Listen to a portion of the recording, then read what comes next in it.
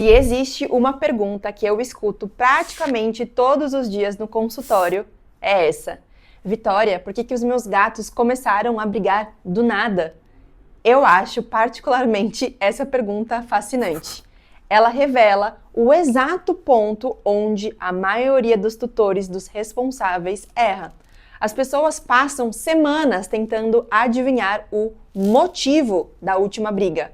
Mas, na medicina veterinária comportamental, nós pensamos de um jeito totalmente diferente. Nós não buscamos o motivo da briga, nós buscamos o mecanismo biológico que disparou aquele comportamento. Então guarda isso. A agressividade não é um diagnóstico. A agressividade é um sintoma. É exatamente igual à febre. Quando o seu gato tem febre, você não diz que a doença dele é febre.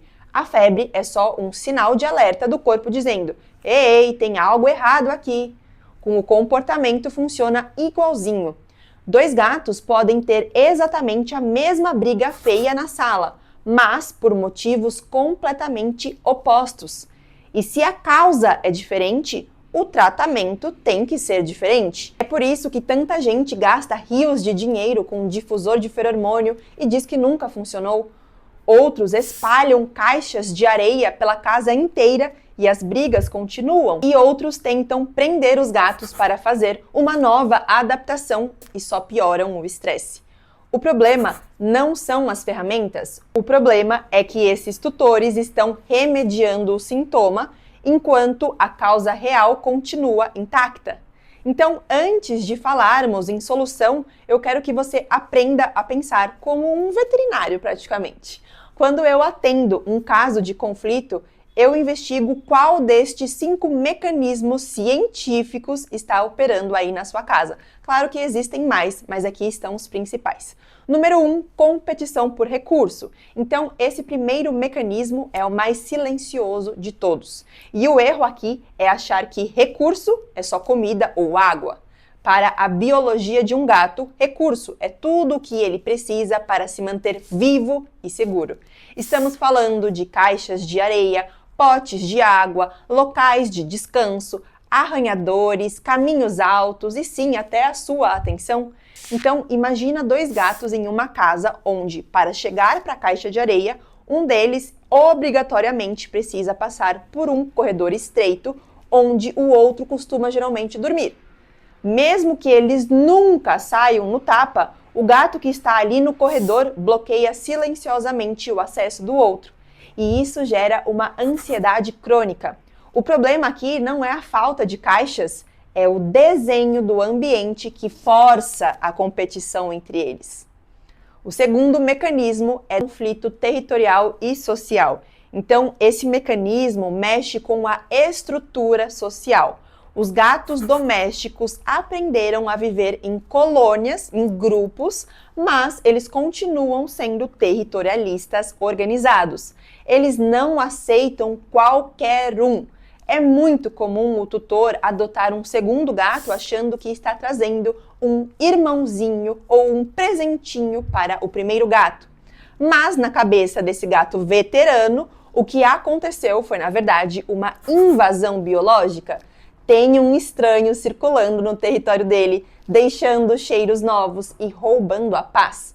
Se a introdução foi feita às pressas, sem respeitar o tempo de aceitação do cérebro felino, você está criando um conflito social crônico que pode durar anos e anos.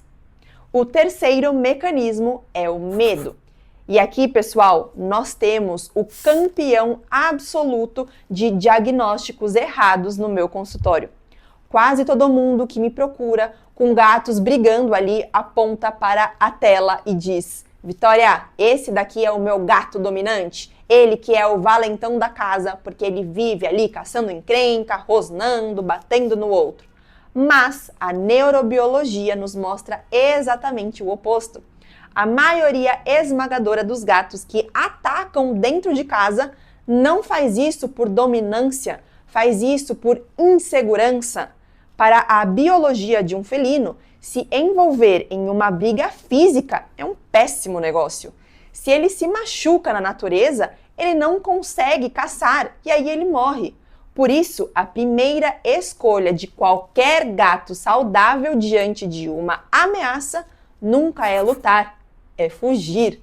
O grande problema é que as nossas casas e apartamentos são cheios de becos sem saída, que nós, humanos, nem percebemos. Agora, imagine a cena. Um gato está ali usando a caixa de areia, e aí o outro simplesmente senta ali na porta do corredor. E aí o cérebro dele entra em pânico total e aciona o modo mais primitivo de sobrevivência, ataque defensivo. E aí o animal avança com tudo, solta aquele grito feio e bate. E aí geralmente o que acontece, a gente olha e pensa, nossa, que gato agressivo, que feio. Mas a verdade é que ele não bateu porque ele é bravo ou porque quer mandar no território. Ele bateu porque achou que ia morrer se não batesse. O ataque foi a única alternativa que sobrou para ele se defender naquele momento. Quarto mecanismo, a agressão redirecionada. Que esse aqui, pessoal, é um dos fenômenos mais destrutivos de toda a medicina felina na parte de amizade. Sabe aquela amizade de anos que do nada às vezes vira uma guerra? Na maioria das vezes, o culpado é a agressão redirecionada. Então imagina essa cena. O seu gato tá ali de boa, relaxado ali na janela, só que de repente um gato de rua aparece ali no portão, ou ele sente o cheiro ali de um gato no corredor se você mora em apartamento. E aí, na hora, o cérebro dele entra em modo de guerra, o coração dele dispara e a adrenalina dele explode. Só que aí tem uma porta, um vidro no meio do caminho. Ele não consegue alcançar o alvo. Só que aí nesse pico dessa frustração violenta, o outro gato da casa, às vezes o melhor amigo dele, tá passando porque ele quer beber água. E aí, o que acontece? O gato vai lá, vira, pum, e descarrega toda aquela fúria no irmão inocente. O grande perigo aqui é que o gato agredido nem sabe o que está acontecendo. Para ele, o amigo dele atacou sem motivo. Aí, o vínculo se quebra ali. O cérebro cria uma associação de trauma e eles viram quase inimigos em 2 segundos. Se você tem esse problema em casa, entenda. O problema nunca foi a relação entre eles, mas sim esse gatilho externo que você ainda não aprendeu a neutralizar. E essa agressão redirecionada também pode vir de outras formas.